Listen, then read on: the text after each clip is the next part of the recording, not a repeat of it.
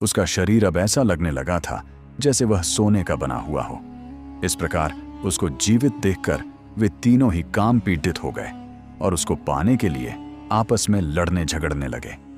जिस योगी ने मंत्र से उसे जीवित किया था वह बोला कि वह स्त्री उसकी है, उसने उसे मंत्र तंत्र से प्राप्त किया है। दूसरे ने कहा कि तीर्थों के प्रभाव से मिली वह उसकी भार्या है। तीसरा बोला कि उसकी भस्म को रखकर अपनी तपस्या से उसने उसे जीवित किया है, अतः उस पर उसका ही अधिकार है। तरुणों में विवाद। मंदारवती किसकी पत्नी है? इतनी कहानी सुनाकर बेताल ने विक्रमादित्य से कहा, राजन, उनके इस विवाद का निर्णय करके तुम ठीक ठीक बताओ कि वह स्त्री किसकी होनी चाहिए। यदि तुम जानते हुए भी न बतला पाए तो तुम्हारा सिर फटकर अनेक टुकड़ों में बंट जाएगा।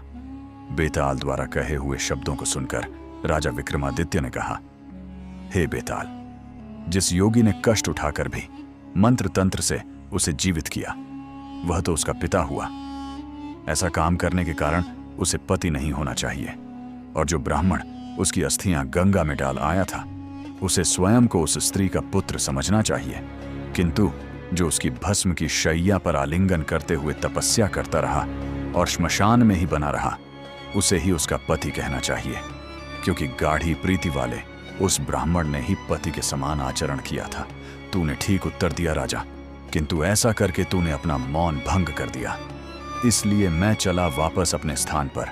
यह कहकर बेताल उसके कंधे से उतरकर लोप हो गया। राजा ने भिक्षु के पास ले जाने के लिए उसे फिर से पाने के लिए कमर कसी, क्योंकि धीर वृत्ति वाले लोग प्राण देकर भी अपने दिए हुए वचन की रक्षा करते हैं। तब राजा फिर से उसी स्थान की ओर लौट पड़ा जहां से वह शव को उतार कर लाया था।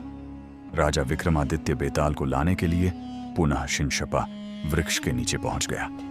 उसने बेताल को उतारकर अपने कंधे पर डाला और चलना शुरू किया। बेताल ने राजा विक्रम को फिर से यह कहानी सुनानी शुरू की। कौन दुष्ट, पुरुष या स्त्रियां?